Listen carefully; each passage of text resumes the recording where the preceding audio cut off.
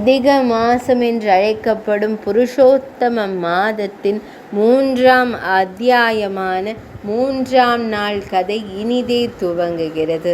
முட்டாளே, உன்னை போன்றவர்கள் மகான்களின் உடையை அணிந்து கொள்கிறார்கள். ஆனால் உண்மையில் நீங்கள் பாசாங்குக்காரர்கள். ஒருபுறம் நீங்கள் கடவுளின் சேவகர்கள் என்று கூறிக்கொள்கிறீர்கள், மறுபுறம் இதுபோன்ற இழிவான செயல்களை செய்வதில் உங்களுக்கு வெட்கமே இல்லை. வைராக்கியத்தின் ஆன்மாவை வளர்ப்பது மட்டுமே ஒருவரை இந்த பௌதீக உலகத்திலிருந்து விடுவித்துவிடும் என்று எண்ணுகிறாயா? நீ ஒரு பெரும் முட்டாளாவாய். நீ செய்த குற்றத்திற்கு ஒரே ஒரு தண்டனை தான் உண்டு. இந்த சாபம். இவ்வாறு கூறி பிரஜாபதி தக்ஷன் நாரத முனியை சபித்தார்.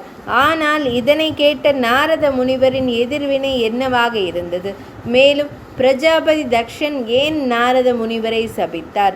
இது இன்றைய சிறந்த புருஷோத்தம மாதத்தின் கதையாகும். ஸ்ரீமத் பாகவதத்தில் இது உள்ளது. இதனை நாம் துவங்கலாம். அவர்களின் வாழ்க்கையின் நோக்கம் வெறுமனே நாமத்தையும் வடிவத்தையும் வழிபடுவதாக இருந்தது. மேலும் லீலைகள் பரப்பப்பட வேண்டும். ஒரு முறை அத்தகைய அறியப்படாத ஆபத்து நாரத முனிவரால் மறைக்கப்பட்டது. அப்போது பிரம்மதேவரின் நாள் தொடங்கி இருந்தது. தனது பிள்ளைகள் இந்த செழிப்பை மேலும் விரிவுபடுத்த வேண்டும் என்பதே அவரது விருப்பமாக இருந்தது. எனவே இந்த நோக்கத்திற்காக பிரச்சேதனசின் மகனான தக்ஷனும் பகவான் ஸ்ரீ மகாவிஷ்ணுவை நோக்கி கடுமையான தவம் செய்ய தொடங்கினார். பல ஆண்டுகளாக அவர் கடுமையான சடங்குகளை பின்பற்றி பகவான் ஸ்ரீஹரியிடம் இரகசிய பிரார்த்தனைகளை செய்தார். தக்ஷனின் இத்தகைய கடின உழைப்பையும் பிரார்த்தனைகளையும் கேட்டு பகவான் ஸ்ரீ மகாவிஷ்ணு அவன் மீது மகிழ்ந்து அந்த புனிதமான இடத்தில் தோன்றினார். அவர் மாலா நீவி டங்கோ லசக ஸ்ரீவத்ச கௌசுப மகாகிரி தத்தகஹ குரன் மகாரவ குண்டலக கஞ்ச் அங்குலியா வசய நூபுரகங்க தக்ஷபுதக அழகான பீதாம்பரத்தால் அலங்கரிக்கப்பட்ட நாராயணரின் தாமரை திருவடி கருடாழ்வாரின் தோள்களில் நிலை கொண்டிருந்தன. அவர் தனது 8 கரங்கள் பல ஆயுதங்களை தாங்கியிருந்தார். அவரது அழகான ஆழ்ந்த நீல நிறம் உடல் நேர்த்தியான அபிஷேகங்களால் அலங்கரிக்கப்பட்டிருந்தது.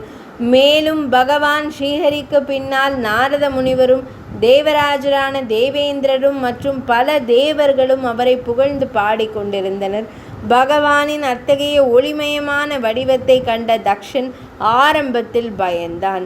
ஆனால் எப்படியோ தைரியத்தை வரவழைத்து கொண்டு மிகுந்த மகிழ்ச்சியுடன் பகவானுக்கு வணக்கம் செலுத்தினான்.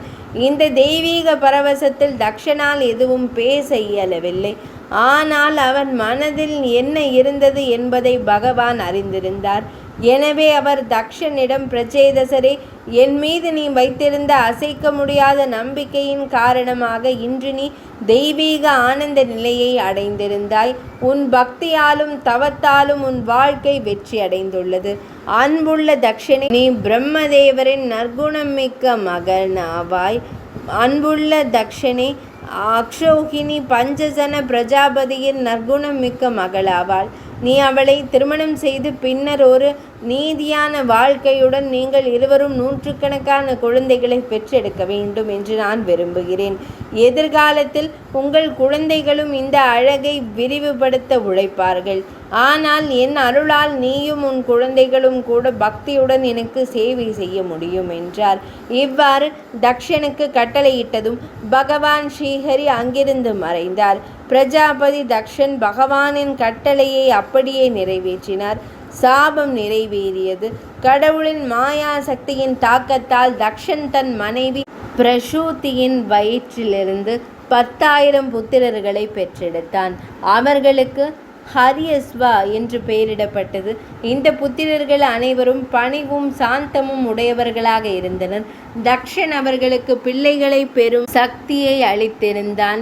எனவே இந்த சடங்கிற்கு முன்பு அந்த புத்திரர்கள் அனைவரும் மேற்கில் அமைந்துள்ள நாராயணசாரம் என்கின்ற புனித தலத்திற்கு சென்று தவம் செய்தனர். அங்கே தக்ஷனின் அந்த 10,000 புத்திரர்களும் கடும் தவம் செய்தனர்.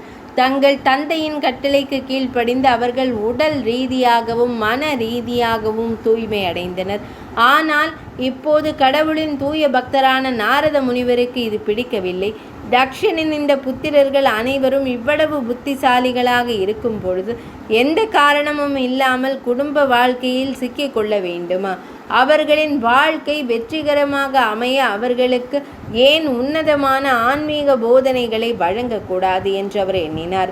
இந்த எண்ணத்துடன் நாரத மாமுனிவர் அந்த 10,000 தக்ஷன் புத்திரர்களிடம் சென்று ஆழ்ந்த புதிர்கள் நிறைந்த ஒரு தெய்வீக உபதேசத்தை அவர்களுக்கு வழங்கினார்.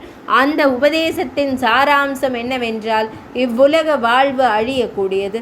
எனவே உங்களை போன்ற முக்தி மார்க்கத்திற்கு தகுதியானவர்கள் பகவான் ஸ்ரீ கிருஷ்ண பாவனாமிருதம் எனும் உன்னத மார்க்கத்தை ஏற்று பிறப்பு இறப்பு சுழற்சியிலிருந்து என்றென்றும் விடுபட வேண்டும் என்பதாகும்.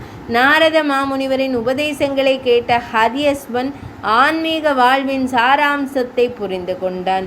அவனது ஞானத்தின் இருள் அழிந்து தெய்வீக உணர்வு பிரகாசம் அடைந்தது. அதன் பின்னர் அவன் நாரத மாமுனிவரை தனது குருவாக ஏற்றுக்கொண்டான்.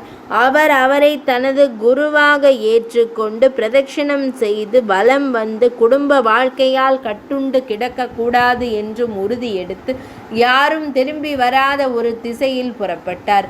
இவ்வாறு ஒவ்வொரு யக்ஷனுக்கும் பக்தி மார்க்கத்தை காட்டிய பின்னர் நாரத மாமுனிவர் மீண்டும் மகிழ்ச்சியுடன் பிரபஞ்சம் முழுவதும் வலம் வர தொடங்கினார். சிறிது காலத்திற்கு பின்னர் அவர்கள் தக்ஷனிடம் சென்று, இப்போது அவனது மகன்கள் உன்னதமான ஆன்மீக மார்க்கத்தில் இறங்கிவிட்டதால் பிள்ளைகளை பெற்றெடுக்க வேண்டும் என்ற அவரது விருப்பத்தை நிறைவேற்ற அவர்கள் திரும்பி வரமாட்டார்கள் என்று தெரிவித்தார். இதனை கேட்ட தக்ஷன் மிகவும் வருத்தம் அடைந்தான். ஆனால் அந்த பிராமணர் எப்படியோ அவனுக்கு ஆறுதல் கூறினார். அதன் பின்னர் தட்சன் தனது மனைவி பிரசூதியின் வயிற்றிலிருந்து மேலும் 1000 மகன்களை பெற்றெடுத்தான்.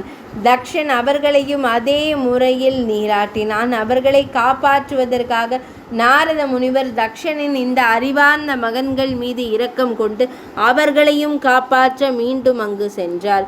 நாரத முனிவர் அங்கு சென்று அவர்களுக்கு பரம சத்தியத்தின் ஞானத்தை அளித்து அவர்களும் தங்கள் மூத்த சகோதரர்களின் பாதையை பின்பற்ற வேண்டும் என்று விளக்கினார். காணுங்கள், நாரத முனிவர் ஒருவர் மீது கருணை காட்டினால் அவருடைய கனிவான பார்வை ஒருபோதும் தவறாது. எனவே தட்சனின் இந்த 1000 மகன்களும் தங்கள் தமையனாரைப் போலவே உலக ஆசைகள் அனைத்தையும் துறந்து துறவு மார்க்கத்தை ஏற்று அந்த பாதையில் பயணிக்க தொடங்கினர். இதை கூறிய நாரத முனிவர் மிகவும் மகிழ்ச்சி அடைந்தார். ஆனால் தக்ஷ பிரஜாபதி இந்த திசையில் சில அபசகுணமான அறிகுறிகளை காண தொடங்கினார்.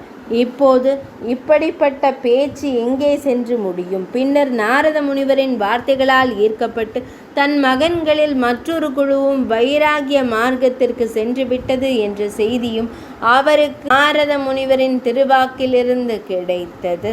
இதனை செவிமடுத்த பிரஜாபதி தக்ஷன் மிகவும் கோபமும் துக்கமும் அடைந்தார். காணுங்கள், கடவுளின் தூய பக்தரான நாரத முனிவர் ஒருவன் துக்கத்தில் இருந்தால் அவன் உடனடியாக பகவான் ஸ்ரீ கிருஷ்ணரின் மீதான பக்தியை ஏற்றுக்கொள்வான் என்பதை அறிந்திருந்தார்.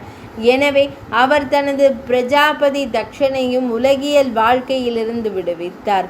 அவன் ஏதோ ஒன்றை செய்யும் நோக்கத்துடன் அங்கு சென்றடைந்தான். ஆனால் இவன் பிரஜாபதி தக்ஷன் நாரத முனிவரை கண்டதும் அவன் கடும் கோபம் கொண்டு அவரை கடுமையாக பேசத் தொடங்கினான். தக்ஷன் நாரத முனிவரிடம், அறிவிலியே, உன்னை போன்றவர்கள் துறவி வேடம் போடுகிறார்கள். ஆனால் உண்மையில் நீங்கள் பாசாங்குக்காரர்கள். ஒருபுறம் கடவுளின் சேவகன் என்று கூறிக்கொள்கிறாய், மறுபுறம் இத்தகைய இழிவான செயலை செய்ய உனக்கு சிறிதளவும் வெட்கம் இல்லையா? என்ன நினைக்கிறாய்? வைராகிய உணர்வை வளர்த்து கொள்வதால் மட்டுமே ஒருவன் இந்த பௌதிக உலகத்திலிருந்து விடுபடுகிறானா? இல்லை என்றான். இதுவரை என் மகன்களுக்கு சமுதாயத்திற்கு பல கடன்கள் இருந்தன. இந்த வேத நூலை கொண்டு அவர்களை தவறாக வழிநடத்தி இவ்வுலகிலும் மறு உலகிலும் அவர்களின் முன்னேற்றத்தை நீ தடுத்து விட்டாய். எந்த காரணமும் இல்லாமல் என் அப்பாவி பிள்ளைகளை தவறாக வழிநடத்தி நீ என்னை ஆழமாக காயப்படுத்தி விட்டாய். அதனால் நீ இந்த பிரபஞ்சம் முழுவதும் சுற்றி தெரிந்தாலும் உனக்கு எங்கும் ஓர் இல்லம் இருக்காது என்று நான் உன்னை சபிக்கிறேன்.